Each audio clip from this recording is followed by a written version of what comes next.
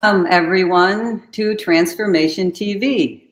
My name is Robin Chodak, and I am one of the authors and teachers on Transformation TV. And I am now your host. And it's a pleasure for me because I get to interview all these amazing teachers. And today we have an awesome teacher with us. I'll introduce her in a moment. But today is Good Friday, and it's a good day. But I want to mention that Christians around the world are observing this day. And it's a day of despair, right, and death. But the good news is that in a few days, it's Easter. And that's a celebration of life, of resurrection. And I mention this because this is a metaphor for many of our lives. We have been in this place of despair, even no hope, but then something brings us hope, and we have something we call resurrection. And it's perfect timing that Stephanie is with us today, because this is what she does. She helps people in relationships that often they feel that there is no hope and that they're in deep despair, but she gives them the tools to resurrect. So I think this is perfect timing. This is a perfect day, and I want to say happy Easter, happy Passover to everyone celebrating. And I want to give a formal introduction to Stephanie, and here she is. Hello, Stephanie. Hello. Thank you for that wonderful way of starting this interview. That's amazing. Oh, you're very welcome. And I do want to say your last name to everyone because it's so beautiful. And I hope I say it correctly, but it's such a beautiful last name. We're today with Stephanie Parejamaas. So you nailed it the last time. It's Parejamaas. Parejamaas. Okay. Okay. So, when we practiced before, you had it perfect. I know it's like it's a tough one. It's a really tough one. But it is a beautiful name. I love that name. And I'm going to tell you, everyone else, about you, Stephanie. You are the founder and the CEO of Beautifully Changed. You have a master's degree in advanced study of marriage and family therapy, and you are a holistic wellness practitioner. And you have been doing this for 12 years. Yes. So that was actually a typo. So I've been doing it for 16. I didn't realize. So yeah, but yes. Okay, no worries. And actually, we know that you are an expert in relationships because you are married and you have a 5-year-old son. Yeah, yes, I am married and I do have a 5-year-old son. I've been married for 8 years. So it's been pretty amazing. Okay. Well, can you tell us a little bit how you got started on this journey of wanting to work with people and their relationships? Yeah, so I think ever since I was really little, I realized that relationships either really fill us up or empty us.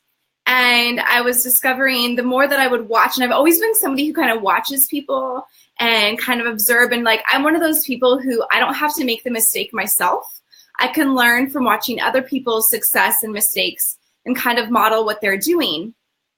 And so I would model all these relationships and see how it was influencing the person throughout their day and throughout their lives and the decisions that they were making and even the way that they viewed themselves. And I put myself in different situations, my own family and then the family of my friends and all these things. And I started noticing the things that were a little bit different. And so I had originally thought I was going to be a nurse because I thought nurses have this incredible job. And then the more I discovered about it, it was just too sad for me to be able to do that. And then my freshman year of college, I heard of a program called Health and Human Development. And I was like, what? That's a thing? That is what I need to do, because you can teach people how to have a great relationship. You may not have been modeled or shown how to have one, but you can learn different things to do to create the type of relationship you want even with yourself.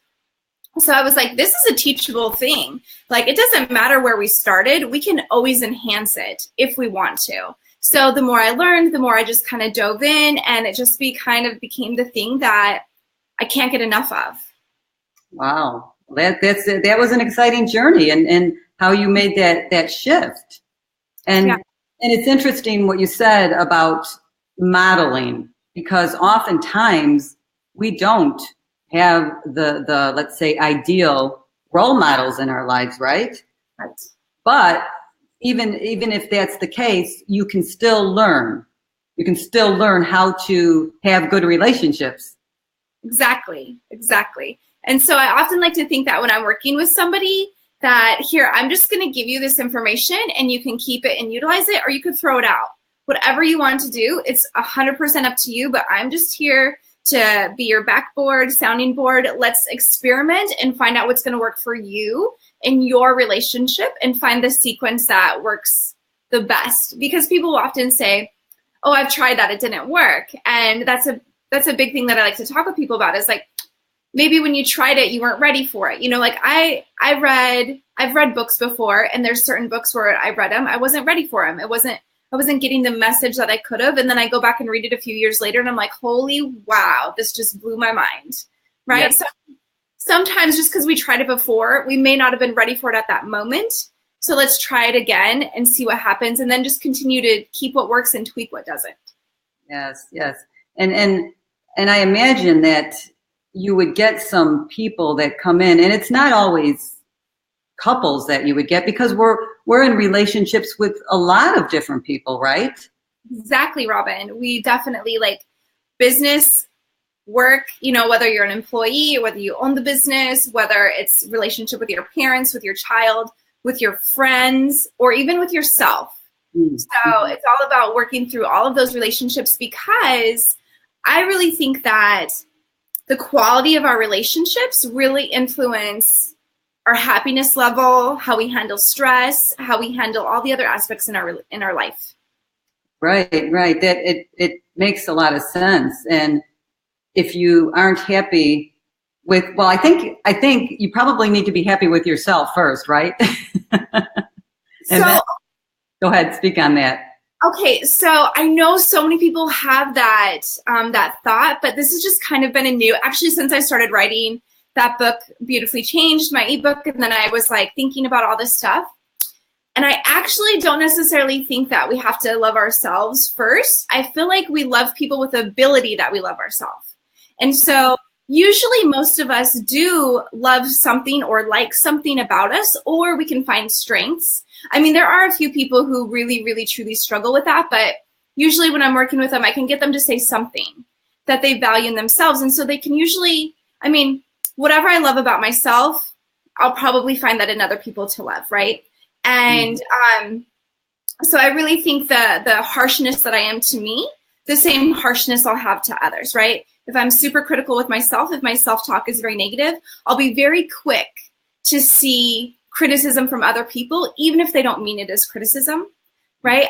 Maybe my feelings will get hurt a little bit more easily, things like that. And the more confident I am with myself, then the more I will have grace for other people.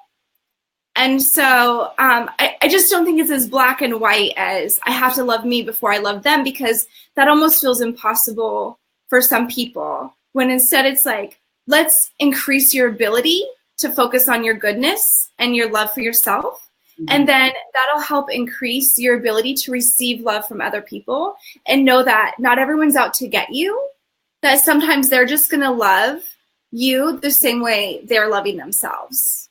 Does that make sense? Yes, that makes perfect sense. And it's a good way to think about it for someone that, you know, is in a place where they're not feeling so lovable about themselves, but that doesn't omit the ability for them to still love someone else. Right. Basically what you're saying. And you know, the concept of love is a very large concept. And when I think about relationships, I've been blessed to have the ones where they bring out the best in me, right? Yeah. And then hopefully I can bring out the best in them. Isn't that what we want to do? Bring out the best in each other? Right. Yeah. That's always really great when a relationship entices us to be our best selves. Right. But it takes work, don't you think? It does. And I think it's also creating like a safe environment and building that trust where you can be yourself and know that it's going to be accepted and not talked down to. And I think that's why sometimes we can't just do that black and white of you have to love yourself to love somebody else or even to receive love. Because if somebody's offering you love, and you think, oh, I can't receive that or it's not real because I don't love myself, then it puts you in a really, I feel like, dark place. Because then you're questioning if anybody else's love for you is real because you think you're unlovable. Does that make sense too? Yeah, I think that's a really, really good. And I think that can speak to many people because sometimes we have these ideas in our head and maybe we are walking around like I'm not lovable. So how can anybody love me and how can I love anybody? And then maybe we don't even try to express our love to someone. So that makes sense. I don't think we walk around saying you have to love yourself first. It's one of those things we hear, right? Yeah, so we always hear that. Exactly. Yeah. And I'm just starting to view that differently because I feel like that really puts people in such a small box. And I don't know. So that's why I've shifted my own thinking. And that's my story that I talk with people now is that it's more about our ability to love ourselves. And we can always increase our ability on how we do that. We're not limited by that. So. And do you talk about that in your book or is just something really, really new? Or you just... I talk about it briefly in the book. That is our ability. And that also comes with our perceptions and stuff like that. So it is mentioned shortly in my book. Mm-hmm. Okay. I love that. And when I was watching your teaching segment, by the way, if you missed Stephanie's free teaching segment, go back and watch it because she gives you a lot of great things. And you did talk a lot about forgiveness, right? And that's really important in relationships. I mean, it doesn't matter how spiritually evolved you are or how long you've been married. You're still going to have these times or in this relationship, even with your children, we need to be offering forgiveness, right? Can you talk about that a little more? Yeah, and I love what you just said there, Robin, that it doesn't matter how spiritually evolved we are or where we're at on our journey. There's going to be times where we get hurt or something's triggered in us, and then we have to work through that forgiveness process. And I think one of the biggest mistakes that people make when it comes to forgiveness is waiting until they feel ready to forgive. And they'll hold on to thinking that my person will eventually do something that will trigger me wanting to forgive them. Right? They all of a sudden will deserve this forgiveness. And a lot of times it just has to do with a decision that I'm not going to carry this anger anymore because it's really negatively affecting my relationship and my own inner peace, my own inner love, right? And so, however, with that being said, I also think it's really important to not forgive too quickly. If it was a really deep injury, it's important to acknowledge that and then allow yourself some time to be angry, because anger isn't a bad thing. We all feel anger. It's a natural emotion. We have it for a reason. It's what we do with that anger. And so when there's something in your relationship that needs forgiven, take your time for a second. If you need to be angry for a few days about it, do that. Work through it. Figure out what about it are you angry? Why is this hitting you so hard? Are you scared of something? Or are you really sad? Are you hurt? What's actually happening? Where is this anger coming from? What can actually be done from it? And then then decide to forgive. Because what happens if we forgive too soon, oftentimes that person isn't really forgiving, and you can tell that it's not forgiven because resentment comes along with it and they continue to bring it up. Remember that time? Remember when you said, remember this? And you're holding it as like a way to measure everything else that the person's doing. So that's why if we forgive too quickly, we don't actually work through it. And so we work through it, and then we make the decision to forgive. And then it's a choice that you're doing every single day. So until it just is there, if that makes sense. Like we wake up in the morning and we say, I'm gonna forgive this. And then it's like, what actions match forgiveness? So I'm gonna choose the actions that match my way of forgiving somebody. And I'm going to let that lead my day instead of choosing anger and letting the actions of anger lead the day. Right. Yes, yes. And I loved how you put that, because so many times, you know, we're on our journey and we know we need to forgive. I mean, we just know it intellectually. We know it in our heart. We know it spiritually. We know it. and we do often what you say. we just know we need to do it, so we do it. But we're really not processing it. I love what you said about give it the time. It's really important to feel your feelings and experience your feelings. I talk the same thing. We talk the same language when I talk about grief. You know, you have to feel it. You have to understand it. You just can't say, oh, it's over, you know? And it's the same thing about forgiveness. And I think that's really good to let the listeners know this, because yeah, they might have a struggle in the relationship and they need to forgive, but they need to do it at the right time. Because you don't want what you said. I love that. It keeps coming back, right? It's like when the spouse keeps bringing, or the friend or whatever, they keep bringing something back up, right? Yes. Yes. Which also I'd like to say too, Robin, is that oftentimes we feel like we have to have an apology also to forgive. And sometimes you're just not going to get that apology for some reason. And one day I would really, really like to figure out the actual true 100% reason why. Some people just have such a hard time forgiving. And I'm sure it's different for each person, their own story, but saying those words, I'm sorry, seem like, you know, such like, it's almost when they say I'm sorry, they're saying I'm worthless, I'm not valuable, I'm not good enough. Like people associate those two things together and they're not the same. You know, you either purposefully or accidentally hurt somebody. It doesn't mean that it takes away from your value. We all do it because we're all people, and what may hurt me won't hurt you. So we don't know necessarily all the time what's going to hurt someone's feelings and what isn't, you know, because we're different people. And so whether you get that apology or not, still at some point making the decision to forgive is going to free you and enhance your relationship. So I've heard before, and I can't remember who exactly said this, but the idea behind it was, if trust is broken in your relationship, it doesn't mean your relationship is over or flawed. You're just going to build a different type of trust. So it can still be as magical and as beautiful. It's just going to look different than before the trust was broken or before the hurt happened. And I thought that's a really great way to see it. And so also when it comes to an apology, I think it's so important that when you think you hurt someone or you feel it in your heart, when you know like something feels off, I feel it. It's so important if you know that whether your partner or your person or your friend or anyone else in your life is asking for an apology, own up to it and give them a real apology. Like not just, oh, I'm sorry about that, oopsie, you know, so they can brush it under the rug and keep going. No, make it like a soul level apology. Like, I'm so sorry. I knew that doing that was potentially going to hurt you, or I knew it would hurt you and I did it anyway because I was thinking of it would work better for me or whatever else it is, right? I wanted to do it, so I knew it would hurt you, so I did it anyway. And, you know, I want us to get through this.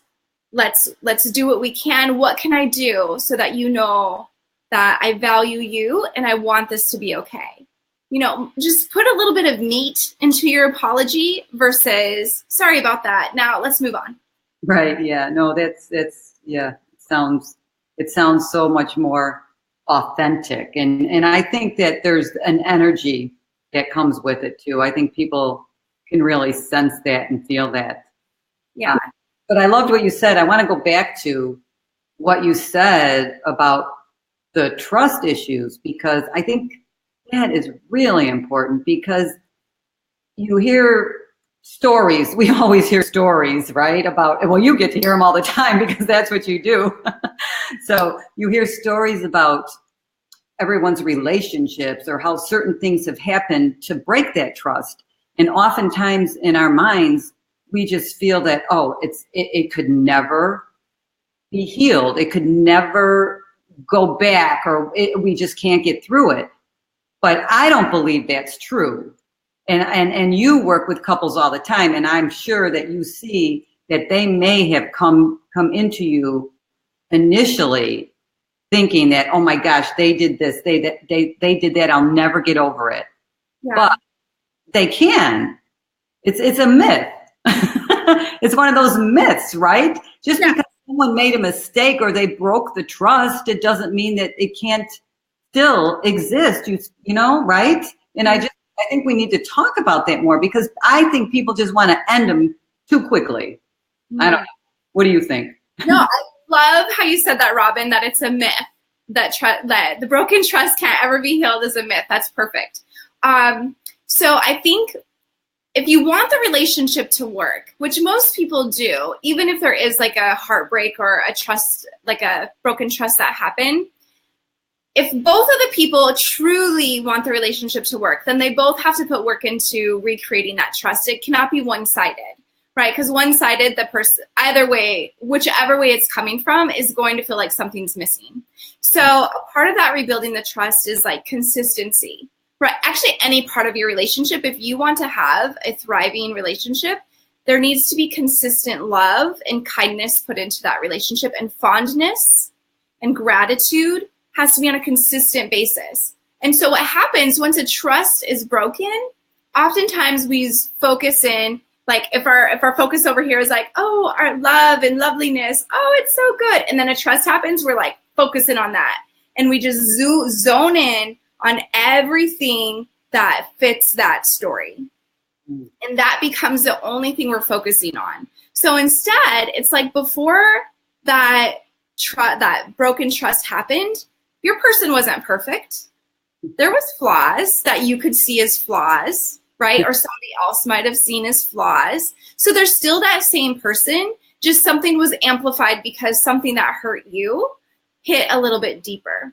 And so it's more like there's still that same person. They just made an extra big mistake through your eyes, right?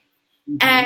And so it's refocusing on, they still have all this goodness to them. They still are the person you fell in love with. They still are, maybe they have the best sense of humor, whatever it is, right? So it's like acknowledging that hurt and working through it, but still focusing on their goodness if you want that relationship to work. If you're just like, no, I'm done, this is it, I was kind of on my way out anyway, and they did this, and now this makes it easy, great. Then be real about that. And as hard as this sounds, like, end the relationship if you're not actually really wanting to make it work. If you want to stay angry at that person forever, it's not going to benefit you or them. However, if you do really love and value this person and you think they add so much to your life and you add to theirs, do the work.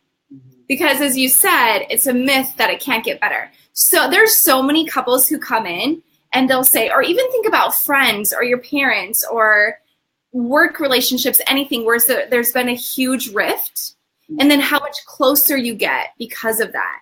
You learn about each other in a whole new way.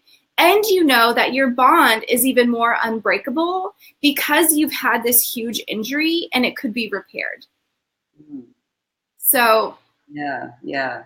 Well, it's you know, it offers a lot of hope out there. That's what we're about here on Transformation TV. No, it offers a lot of hope.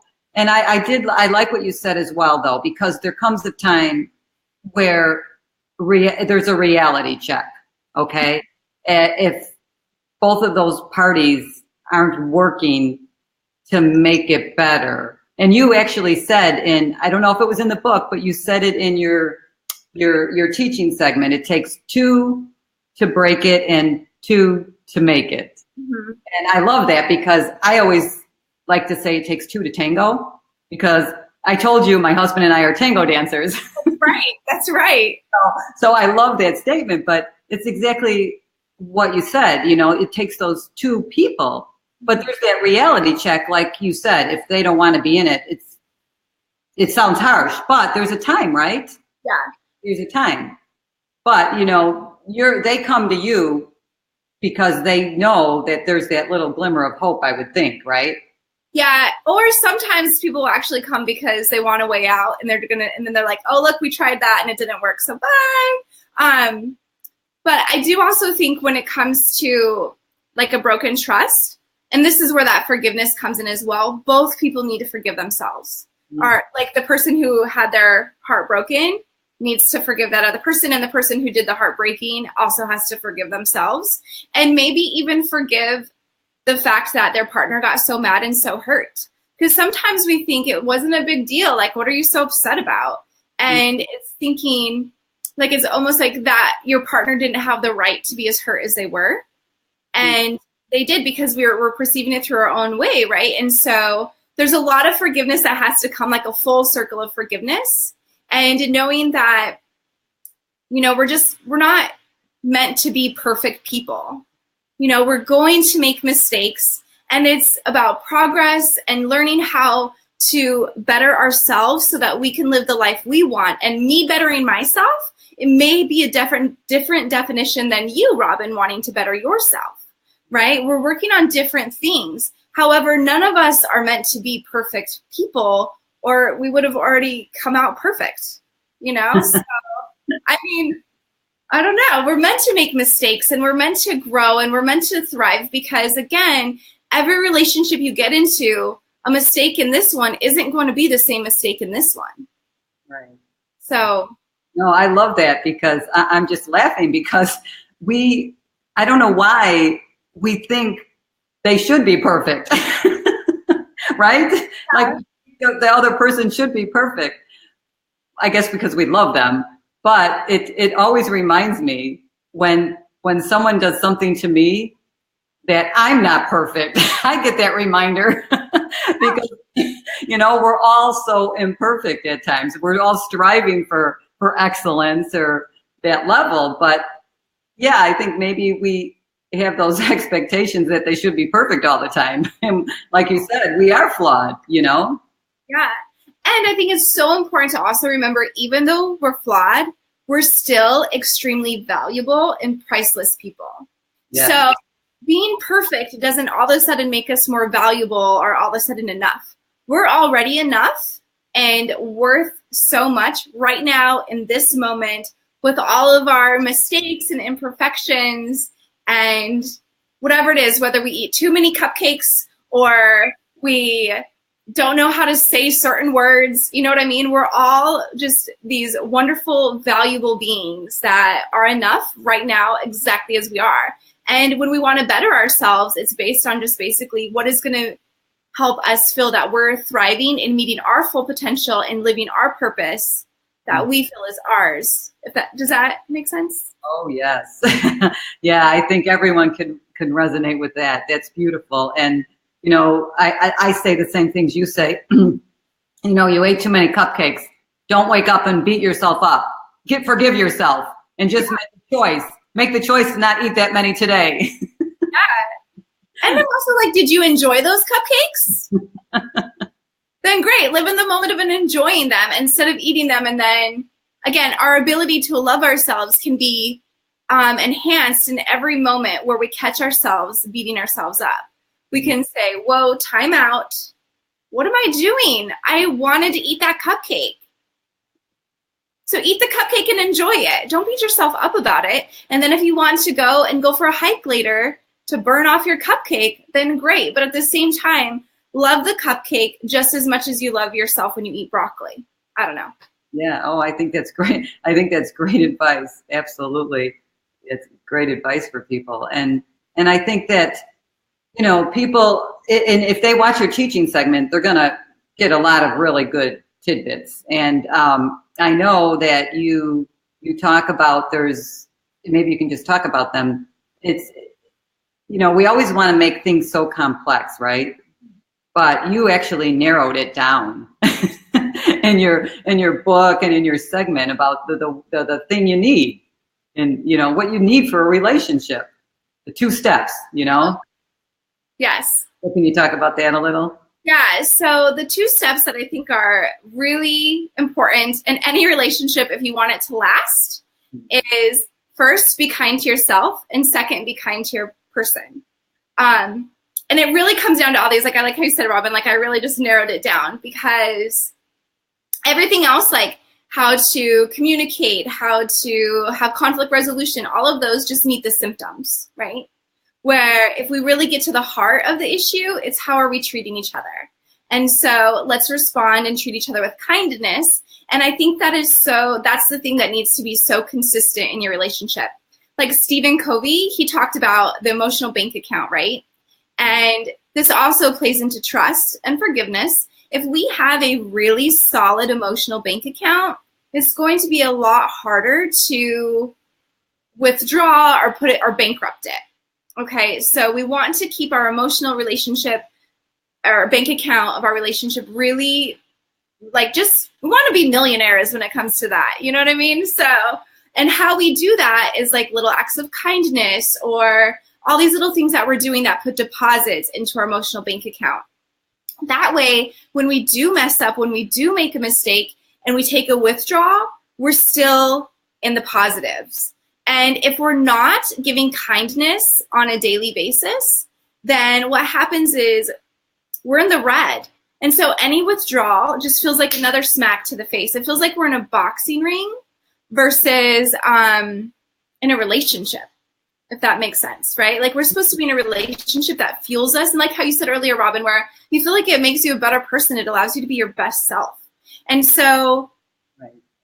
I think about, so this is kind of a metaphor I like to play with. Oh, okay. So when I give people, like I used to, a lot of times I'll tell couples, so what I want you to do this week is pick a kindness to do for the other person. Don't tell them what you're going to do. Just don't tell them the day. Just pick a day and do something kind for them. And people also, as a side, also think this has to be a really big thing. It doesn't. It can be so simple as getting them a glass of water because, you know, they might be thirsty, or making them a tea, or you go and got yourself a snack, so get them a snack. You know, little things like that, or complimenting them on their outfit or whatever it is. So these little kindnesses, and people think that it has to be so big when it's really the little tiny things. And so people will say, well, I don't have time for that. I don't have time to do these little things. That just seems like so much pressure. Well, we eat every day, right? Mm-hmm. We take time to feed ourselves. Why? Because we have to eat to have energy to thrive, right? And so we have to feed our relationship every day as well. We have to be, and we can choose, like, right, some of us go and eat fast food, which doesn't give us the same amount of energy as if we eat a balanced meal at home, right? Same thing for your relationship. You can give it, you know, unhealthy, feed it in an unhealthy way, or you can feed it in a way that's going to make it thrive and fill you up and feel so good.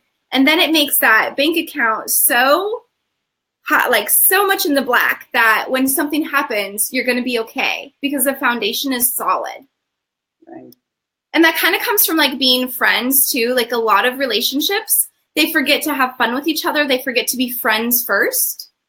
And when I think about my friends, I'm kind to them. They're kind to me, right? Like if they're not kind to me, they're not going to be my friends. Right, right. Right? And yeah. Go ahead. Well, it's actually that law of attraction as well working, you know?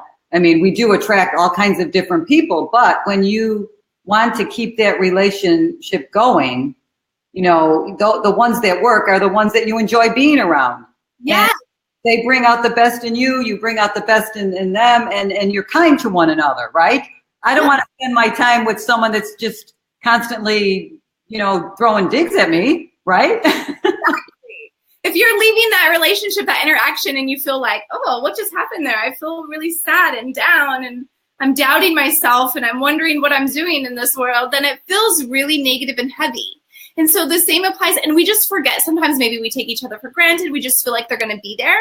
So I often like to talk to couples about just because they're your forever person, like if you got married and you plan on being forever with them, that doesn't automatically give you permission to treat them like they're nothing. Yeah. You know, how you talk to them still matters. Mm-hmm. How you know, all of your interactions are I mean, we're still people. So if you're saying hurtful things, you're breaking the person that you say you love the most in this world. And people will say, they're my best friend. And I'm like, BS, they are not your best friend. Would you really treat your best friend the way you're treating your partner? They wouldn't be your best friend. They'd have left a long time ago. Right. So that kindness is so important. And when I also say, Robin, I just want to clarify, because some people will say, well, I don't want to be a doormat. That's not what kindness is. That's being passive and low self-esteem. Those are two different things. You can still be really honest, but you don't have to be brutally honest. You can be honest with love and kindness. So, right. And like basically every relationship that comes in, they don't even know how to be kind to each other. Once they get to that point, they're so angry that being kind feels like a betrayal to themselves, if that makes sense. Oh, like, yes. And so they come, the point they come to you, then you can help them become aware of these things and that they're not being kind, because oftentimes we get so deep down in these relationships and we don't even know that how we're treating them, or we forget, we're not aware of it. And you did say, I loved what you said also in your free teaching, that it's how we talk about them when we're not in their presence. And especially if we're having a tough time, we might want to confide in someone about them, our friend, and we start talking negative about them. And then we find ourselves talking negative all the time. That's not good. Right. Right. And you can explain why. I know because I listened to your video, but you explain why. Okay. So I'd also like to preference this with, there is a time to vent when you're trying to figure out what to do with a problem in your relationship. When you're touching base with like a friend or a loved one and you're saying, hey, this is really hurting my feelings, or this doesn't feel good in my relationship. I don't know what to do with this. There's a big difference between that and then being like, oh my gosh, here they go again, right? Like where you're just complaining. So, and also if you're venting to a friend about trying to figure out an issue, you're usually talking to that person, to your partner, about the issue as well. So, and then there's like when you feel like you're just complaining and you're not actually bringing the issues up to the person. So, and the reason why this is so important, one of my favorite questions to ask a couple when I first meet with them is, tell me how you met. Tell me your first impression of the person that you're with. Because the reason why that's so important is it lets me know what perception, what lens they're viewing their partner in today. Because if they start telling me, oh, she was so cute, oh, he was so funny, and all these things, and they really paint the picture beautifully, and maybe they smile, and you can kind of see them relax a little bit as they tell the story, then you know that they still see a lot of really good in their partner. And in a sense, they're going to be a lot easier to get on board to work with each other and enhance their relationship. Now, if a couple comes in and I say, oh, tell me about how you met, and they're like, I didn't even really like him from the beginning. Or I don't know, if she was really annoying, or I don't know, I didn't think he was that cute. And they start painting the picture with like a negative tone, then that, to me, that signals that they're not really focusing on the goodness in the other person. They're zoned in on the things that irritate them. And if they're zoned in on the things that irritate them, we're going to have to do a lot more work, and I'm going to have to really get in there and strip away the story that they've been creating with this negative lens. And so here's what people, I think, forget, is that we can change our lens like that. So focusing in on, and I like how you said this too, Robin, like the things that we start to tell our friends about, our things about is, you know, the picture we're painting of them.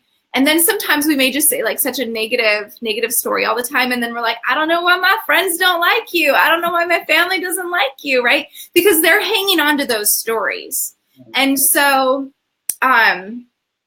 it's important that you also kind of sing their praises. You tell about the good things they're doing as well. Because the picture you paint, like you may forgive an injury, but your friends won't. They're going to hang on to that and they're going to be like, no, right?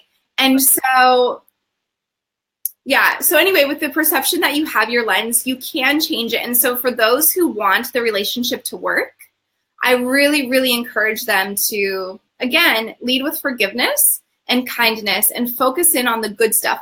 Use all of your stories when you're engaging with other people to talk about the good in your relationship.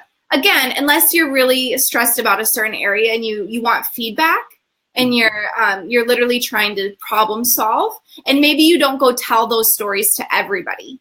You just select like 1 or 2 people that you really trust and feel safe to talk with, and you can talk with them because they also know all the good stories too. Right.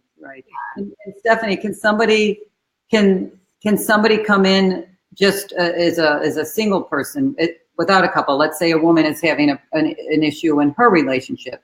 Can she just come in and see you and just work with you alone without the partner?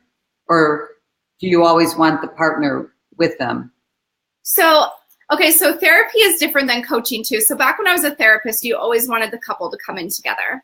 But I don't do therapy anymore. So I just do coaching. And with coaching, I work with a lot of people individually. And sometimes they'll invite their partner in. And sometimes their partner doesn't want to come in. And I feel like in those situations, I still want to work with that individual because then we can work on step 1, loving yourself.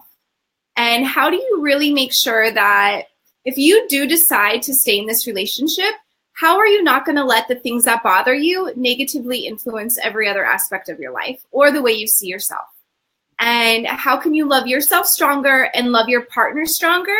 And then because we're all a system, if I'm just working with an individual and they begin to love themselves on a deeper level, then that's going to triple effect everywhere else, right? It's going to snowball out everywhere. And then their partner is going to receive that influence, and then it kind of plants a little seed and they're nurturing the love in a different way, and it's going to shift their relationship.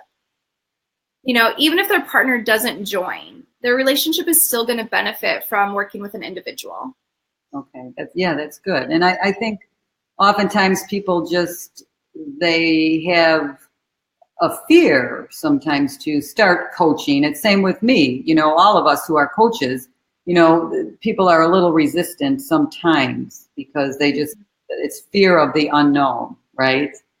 But with you, I'm just letting everybody know you can come to Stephanie. You come by yourself, you come with your partner. You take the first step. This is what we always must do on our journeys if we want to begin transforming and making our life better. See, I love the way Patrick puts that out there. This is what Transformation TV is about, right? Yeah. Making it better and making our relationships better. And I love what you said about the snowball, because it's keep going out there. And that's what the energy of love will do. We can keep spreading this love in the universe. Well, we can start with ourselves and in our home, right? Yes, that's exactly true. Like that is what I feel like. So if I can share like my purpose, I feel like my purpose is to let everyone know how valuable they are and that they matter, and is spreading love and kindness to everyone, everywhere, because I know it will enhance the frequency of the world. So it's going to lift the world by the kindness. So if we start, like you said, if we start at home, it triples out everywhere. And so our partners, our friends, our coworkers, our extended family, everyone is going to benefit because you're benefiting. And it's almost like, if you had like a light dimmer, like a light switch dimmer, it's like you're turning it on, like you're brightening yourself when you work on yourself. When you invest in your own self and bettering yourself in whatever way speaks to you, then you shine a little brighter, and everyone, benefits from that. So it's pretty cool. Yeah, no, I love that. That's a beautiful analogy, because that's what we want, the brightness to shine. And what a perfect time to be talking about it, because things are changing in the world, in the universe, and we're trying to spread more light. And that's why you're here. That's why I'm here. That's why you wrote your book. So everybody get a copy of Stephanie's book, Beautifully Changed. I love that title. Well, thank you. Beautiful title. It's a great title. And you can go and listen to her free segment, as I mentioned, and you can get her boot camp.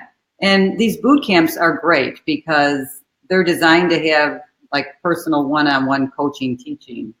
and you can have it with you at all times and refer back to it. So I think they're great. And is there anything else that we'd like to leave with our listeners today, Stephanie? We gave them a lot. We gave them a lot of info.